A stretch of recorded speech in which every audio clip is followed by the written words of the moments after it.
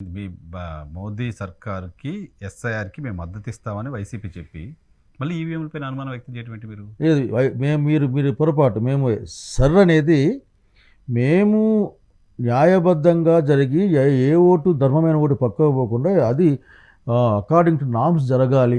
దాన్ని ఎందుకంటే అది గవర్నమెంట్ ఆ నిబంధనలో ఉంది సార్. కంటిన్యూస్ ప్రాసెస్ అది. కంటిన్యూస్ ప్రాసెస్ సవరణ జరుగుతూ ఉంటుంది. ఇంతకుముందు కూడా జరిగింది. సో సవరణ జరిపించండి. చనిపోయిన వాళ్ళు తీసేయండి, లేకపోతే ఎక్స్ట్రా 1 or 2 తీసేయండి. అంతేగాని కొద్దిమంది దృష్టిలో పెట్టి తీసేయండి. మేము ఎందుకు మన అఖిలపక్షంలో చెప్పాం కదా. దీని పట్ల మాకు అనుమానాలు తీర్చాలి. మీరు అనుమానాలు తీర్చకుండా పోతామంటే ఎట్లా? ఉదాహరణకి నా తరం వాళ్ళు ఉన్నారు, వాళ్ళకి బర్త్ సర్టిఫికేట్ యాడ్ చేస్తారు చాలామంది, 90% తయారు. ఇక పాస్పోర్ట్ అంట, నేనే పాస్పోర్ట్ మన కనుక్కున్నాను. అసలు పాస్పోర్ట్ 10 ఏళ్ల కింద తీసుకున్నాను. ఆధార్ వ్యాలిడ్ కాదంటున్నారు. మళ్ళీ గవర్నమెంట్ ఏదైతే చివరి బ్యాంకులకు కూడా ఆధార్ పెట్టమని చెప్పిన గవర్నమెంట్ ఆధార్ ఎలక్షన్ కాదంటది. ఆ ఎలక్షన్ కమిషన్ ఏమో ఏంది మాట్లాడు. ఆయన అసలుకి మోడీ కంటే ఎక్కువగా పొలిటికల్ స్పీచ్ ఇస్తాడు బయటకు వచ్చి. అమిత్ షా మోడీ కంటే డబుల్ ఇస్తాడు. పాస్పోర్ట్ కావాలంటే ఆధార్ కావాలి. పాస్పోర్ట్ పనికి వస్తుంది కానీ ఆధార్ పనికి రాదు. ఏం చేస్తాం సార్? మరి ఇర్రేషనల్ సార్ దీన్ని. కాబట్టి మేము రివిజన్ని మేమేమి అడ్డుకోవడంలే, కానీ ఈ టైప్ ఆఫ్ రివిజన్ అడ్డుకుంటా ఉన్నాం. కానీ దాన్ని మేము మా క్యారెక్టర్ చెప్పాం, రెడీగా ఉండండి, కరెక్ట్ ఫార్మ్స్ తీసుకెళ్ళండి, వాళ్ళు వస్తే మనం పోయి కూర్చోండి, ఓట్లు పోకుండా చూడండి అని మేము మాకు ఉంది. మేమేమి రివిజన్కి ఎవరు వ్యతిరేకం ఉండాల్సిన అవసరం లేదు, కానీ కుట్రపూరితమైన రివిజన్కే వ్యతిరేకం ఉండాల్సిన అవసరం ఉంది. ఎందుకంటే సార్ ఇప్పుడు మిథున్ గారు చెప్పారు, మా పార్లమెంటరీ నాయకుడు చెప్పారు, అసలుకి ఆ 45 లక్షల ఓట్లు లెక్క చెప్పండి అని చెప్పారు. 51 లక్షలు 6 గంటల తర్వాత పోలేదు.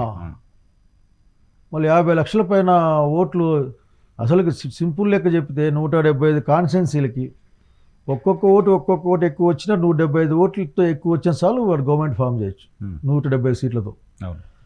నా ఓటు అన్నా కనుక మెజారిటీ వచ్చిన 50 లక్షల ఓట్లు అంటే ఏంటి తలుచుకుంటే అసలు భయం వేస్తుంది, ఈ దేశం ఏమైపోతుందో అని. అందరూ చాలామంది ఈ రోజున ఎడ్యుకేటెడ్ సెక్షన్స్ కానీ చివరికి పల్లెల్లో కానీ అసలుకి అంతా మీరంతా ఇదేంటి మిషన్ల ఎమ్మెల్యే, మిషన్ల ముఖ్యమంత్రి అని చెప్పుకుంటున్నారు. అవునా? ఆల్రెడీ వెళ్ళింది లోపలికి. నమ్మట్లేదు జనాలు. మేమేసిన ఓట్లు ఆడిపోతున్నాయి అంటున్నారు. మేము ఓట్లు వేసినాం కదా, ఆడిపోయినాయి. వాళ్ళంతా సత్యపురుషులు అయితే ఏంటి పేపర్ వాళ్ళకి పేరు తెలియదు కదా, ఏదో పేపర్లో పెట్టచ్చు కదా బయట. వాళ్ళు అడుగుతున్నారు, పబ్లిక్ ఆఫ్ 1 year వాళ్ళకి అర్థమైంది సరిగా నీ మోసం జరిగిపోయిందని. నిజమేమో అనుకున్నారు, కాదని అర్థమైపోయింది. వాళ్ళ ఊర్లో ఓట్లు లెక్కేసుకుంటా ఉన్నారు. లెక్కేసుకున్నాక అసలుకి ఆ వచ్చిన మెజారిటీకి దీనికి వాళ్ళ సంబంధం కనపడడంలే. ఇవన్నీ దొంగ అని అనుకుంటా ఉన్నారు. కానీ పీపుల్ ఆర్ డిస్కసింగ్ నౌ. దాంట్లో ఏమి నేను నువ్వు కదా మాట్లాడే కాలం కాదు, వాళ్ళే మాట్లాడుతూ ఉన్నారు.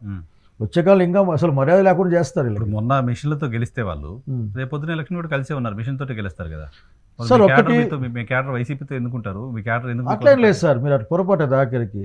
ఇది ఏదో మిషన్లు రాకుండా ఆవిడ ఎట్లా ఆలోచిస్తారు మా వాళ్ళు. మిషన్లతో యుద్ధం చేస్తారు, మిషన్ పట్టుకునే వాళ్ళతో యుద్ధం చేస్తారు. అర్థం కాకపోవచ్చు కాసేపు అంతే. మొన్న కన్ఫ్యూజన్లో ఉన్నారు, ఈసారి అర్థమవుతుంది వాళ్ళకి. కాబట్టి ఏ మొహం 17B ఫార్మ్ ఈసారి ఖచ్చితంగా చూస్తారు. రేపు కౌంటింగ్లో ఆ రోజు క్లోజ్ చేసినప్పుడు 100 ఓట్లు ఉంటే కౌంటింగ్లో 90 ఓట్లు ఎందుకు ఉన్నాయి, లేకపోతే కౌంటింగ్ 110 ఓట్లు ఎందుకు వచ్చి అడుగుతారు రేపు ఖచ్చితంగా. కనుక వచ్చే ఎలక్షన్లు చంద్రబాబు గారికి అంత ఈజీగా ఉండవు. అసలు ఇప్పటికే I think he is no more in the field అని అనుకుంటా ఉంటారు. సో ఈవీఎంల పైన అనుమానాలు ఉన్నాయి వైఎస్ఆర్ కాంగ్రెస్ పార్టీకి. నాకేంది సరే వైఎస్ఆర్ కాంగ్రెస్ వైసీపీ ఇప్పటివరకు బయట నాకు తెలిసి Mithun Reddy official statement YSR Congress party నుంచి పార్లమెంట్లో చేసిన సార్ మా ఉపన్యాసాల్లో కానీ మా స్టేట్మెంట్లో కానీ మేము 50 అన్నారు. ఇప్పుడు ఆ 45 లక్షల ఓట్లు ఎక్కడివని అనేక 100 సార్లు మాట్లాడుతూ ఉన్నాం. జగన్మోహన్ రెడ్డి గారు కూడా 45 లక్షల ఓట్లు ఎక్కడివని అని చాలాసార్లు మాట్లాడాడు. సో ఈ రోజున ఏంటంటే ఒకసారి మామూలుగా ఒక స్థాయిలో మాట్లాడేటప్పుడు దానికి ఒక సబూత్ సాక్ష్యం కావాలనుకుంటారు. సాక్ష్యం బయటకు వస్తూ ఉంది, సాక్ష్యం బయటకు వచ్చేసింది. సో ఇప్పుడు అందరూ మాట్లాడతారు. ఎందుకు మాట్లాడరు ఇంకా? సార్ గెలిచి అఫ్ కోర్స్ నేనేమి ప్రీ ఎలక్షన్ సర్వీస్ని లేక ఆ రోజు ఎలక్షన్ సర్వీస్ని పోస్ట్ ఎలక్షన్ సర్వీస్ని నేను నమ్మని పక్కన పెడితే అవి నడుస్తున్నాయి, వాటిని మనం ఉత్సాహంగా చూస్తాం. ఒక పార్టీ గెలుస్తుంది అయిపోయిందని అసలు ఈ నిరాశగా హర్యానా నాకు బాగా గుర్తు. హర్యానా అవును గుర్తు. అసలుకి మొత్తం బీజేపీ శ్రేణులు డల్ అయిపోయి మాది ఏంది లేదని వెళ్ళిపోయినాయి. దేశంలో అక్కడ బీజేపీ గెలుస్తుందని చెప్పిన ఎలక్షన్ సర్వే లేదు. ఆ తర్వాత ఆయన ఎవరో వాళ్ళ ప్రెసిడెంట్ మాత్రం ఏమైనా జరగచ్చు అని చెప్పి వెళ్ళిపోయారు. ఆయన స్టేటే కదా ఆయన చెప్పి వెళ్ళిపోయాడు. ఆశ్చర్యంగా ఆఖరికి ఎలక్షన్ వాళ్ళు కౌంట్ చేసి అంతా బీజేపీ వచ్చేసింది. సో ఏమో జరుగుతుంది కాదు, ఉమ్. జరుగుతూ ఉంది, ఏం జరుగుతుందో అర్థం కావడం, ఎట్లా జరుగుతుంది జరగడం జరుగుతుంది జరుగుతుంది, అదేంటో అర్థం కావట్లేదు. ఎట్లా అర్థం, బెర్ముడా ట్రయాంగిల్ లాగా అర్థం కాకపోతే మరి నష్టం కదా. అక్కడ షిప్పులు మునిగిపోతూ ఉన్నాయి, ఉమ్. ఎందుకు మునిగిపోతున్నాయి అర్థం కాక చాలా రోజులు చాలా ఇప్పుడు అర్థమైపోయింది. ఉమ్. అదేదో సమ్ డైనమిక్స్, జియోమెట్రిక్ డైనమిక్స్ పోతా ఉందని చెప్పేసి. అట్లా ఏమి అంత పెద్ద రహస్యమేం కాదు సార్, అది బయటపడుతుంది. అసలు ఓట్ల చోరీ ఎక్కడ జరిగింది, ఓట్ల దొంగతనంతో ఎవరెవరు పదవి అవలంబించారు, చరిత్రలో హీనులుగా మిగిలిపోతారు. సో ఈ పాత దాన్ని ఇప్పుడు ఇంతకుముందు జరిగిన దాన్ని కాన్స్పిరసీని తేల్చే ప్రయత్నం చేస్తారా, కొత్తగా జరగకుండా అడ్డుకోవడం పైన దృష్టి పెడతారా? సార్ పాత దాన్ని కనుక్కోవడం అంటే కొత్తగా జరగకుండా చూడడమే సార్. మీరు అసలు దీనిపై లీగల్ ఫైటే చేయలేదు ఎందుకు? YSR Congress party legal fight లేదు ఈవీఎంలకు సంబంధించిన అంశం పైన. సార్ అట్లా కాదు సార్, మీకు అర్థం కాదు, చేస్తూ ఉన్నారు కదా, మేము దాన్ని సపోర్ట్ చేయలే, మా అధికారం కోల్పోవడం ఏమైనా సంతోషం మాకేమైనా కాదు కదా, కాదు. అనేక మంది పోతే ఈ రోజున కోర్టుల గీట్ల మీద నమ్మకం లేదని చెప్పాను, కానీ అసలుకి ఎందుకో వాటిని అంత పట్టించుకునే పరిస్థితి జనాలు లేకుండా పోతా ఉన్నారు వ్యవస్థలు. ఎందుకంటే ఆఖరికి దేవుడు చెప్పినాడని చెప్పి తీర్పులు వస్తాయి, దాన్ని మేము ఇట్లా ఇవ్వకూడదు అని తీర్పులు వస్తాయి. అసలుకి ఒక ప్రధాన న్యాయమూర్తి పైన చెప్పేసి ఇసురుతామని చెప్తారు. ఇట్లా రకరకాల ఇవన్నీ కూడా మాకు బాధాకరంగా అనిపిస్తూ ఉంటాయి. అట్లాగే అయ్యా బాబు ఒక సింపుల్ క్వశ్చన్, నేను ఇంతమంది వేసిన క్వశ్చన్, 100 ఓట్లకు ఆ రోజు 17 బిల్లు సంతకం పెట్టినారు, 110 ఎట్లయితాయంటే సమాధానం చెప్పి వాళ్ళు లేరు. ఎలక్షన్ కమిషన్ షుడ్ ఆన్సర్ కదా, ఎలక్షన్ కమిషన్ పిలిచి అడగాలి కదా, కోర్టుకు అన్యాయం జరుగుతుందని చెప్పి కోర్టుకు పోతే. కానీ కోర్టు కూడా ఈ మధ్యకాలంలో కొన్ని కనిపించిన పరిమితులు ఉన్నాయేమో అనిపిస్తుంది నాకు. సో అయినప్పటికీ ఇప్పటికి అంతో ఇంతో కోర్టుల మీద డిపెండ్ అయినాం, we are relying on that some extent. అంతకుమించి మిగతా అంశాలు ఏమి లేవు సార్ ఇక్కడ.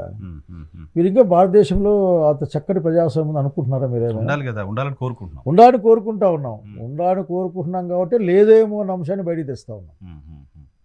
సో ఈ బాబు గారి కేసులు క్లోజ్ చేసుకుంటూ, బాబు గారి కేసులకు సంబంధించి వైఎస్ఆర్ కాంగ్రెస్ పార్టీ స్ట్రాటజీ ఎలా ఉండబోతుంది? కేసులు ఆల్రెడీ 2 ఎత్తేసారు, మిగతా కేసులు కూడా అదే దిశగా సార్. ఏ కేసులు అయినా కానీ ఒకసారి అయిన తర్వాత ఎత్తేసుకున్నా మళ్ళీ ఓపెన్ చేసే అవకాశం ఉంటుంది సార్. ఉంటుందా?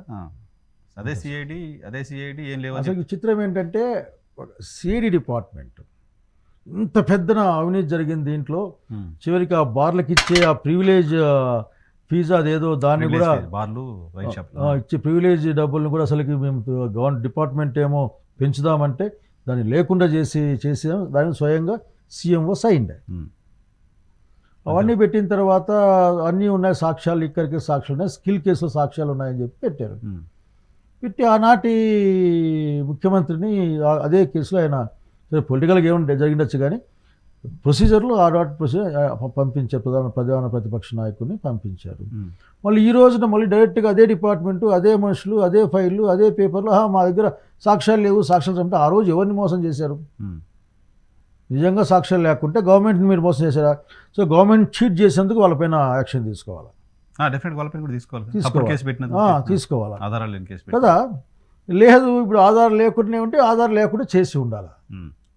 అప్పుడు ఉన్నవి ఇప్పుడు లేవంటే గాల్లో కరిగిపోవు కదా సార్. ఎవరు చేస్తారు? బెయిల్ పైన చంద్రబాబు నాయుడు గారికి బెయిల్ ఇచ్చిన సందర్భంగా కండిషన్స్ పెడతారు కదా, సాక్షుల్ని బెదిరించకూడదు, సాక్షుల్ని కేసులు విత్డ్రా చేసేలాగా ఒత్తిడి చేయకూడదు, ఇవన్నీ ఉంటాయి కదా. ఇప్పుడు ఆయన బెయిల్ కండిషన్స్ని ఉల్లంఘించినట్టేనా? ఇప్పుడు నేను అట్లా చెప్పలేను, ఎందుకంటే చంద్రబాబు నాయుడు బెదిరించినాడు అని నేనేమి దాన్ని కన్ఫర్మ్ చేయలేను. కానీ డిపార్ట్మెంట్ ఏం చేస్తూ ఉంది అని చెప్పిన మాట కట్టుబడలేక అదే సాధారణ మనిషి అంటే ఊరుకోరు కదా. ఊరుకోకపోయింది సార్, రోస్ట్ చేస్తాడు, అక్కడ డబుల్ రోస్ట్ ట్రిపుల్ రోస్ట్ చేసి ఆఖరికి అల్లాడిచ్చారు. ఏదో సోషల్ మీడియా కేసు పెడితేనే అసలుకి ఆ పిల్లోడు ఎవరో ఉన్నాడు, మా పిల్లోడు ఢిల్లీ దగ్గర పోయినాడు, ఆ పిల్లోడు పేరు సార్, అవును గుంటూరులో పిల్లోడు. వీళ్ళందరూ చూస్తున్నాం కదా సార్. కాబట్టి చంద్రబాబు నాయుడు గారు ఇచ్చే సలహా ఒకటే, as a responsible citizen of ఆంధ్రప్రదేశ్గా, మా ముఖ్యమంత్రి కేసులు ఎత్తేయించుకుంటున్నాడు అంటే మాకు అవమానం, మాకు ఇబ్బంది వస్తుంది, రాష్ట్ర ప్రజలకు చెప్పుకుంటే ఇబ్బంది.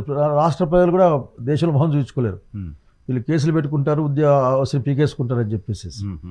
సో కాబట్టి నిజంగా అంత పుల్లుగడిగిన ముత్యం ధైర్యం ఉంటే, బ్లాక్ పెరల్ కాదనే ఒక ధైర్యం మీకుంటే వాటిని ఫేస్ చేయండి. క్లియర్ ఈవెందో దాంట్లో కూడా మాలాంటి వాళ్ళకు కొన్ని అనుమానాలు ఉన్నప్పటికీ కోర్టు క్లీన్ చిట్ ఇచ్చిందని చెప్పడానికి ఉంటుంది కదా, కనీసం కోర్టు ఇచ్చిందాకని చెప్పడానికి ఉంటుంది కదా. అంటే కోర్టుకి అవేమో ఎత్తేసుకున్నా అంటే అధికారం ఉంది కాబట్టి ఎత్తేసుకున్నా అంటారు. నువ్వు ఎన్నన్నా చెప్పండి సార్, అధికారం ఉంది కాబట్టి ఎత్తేసినారు అంటారు.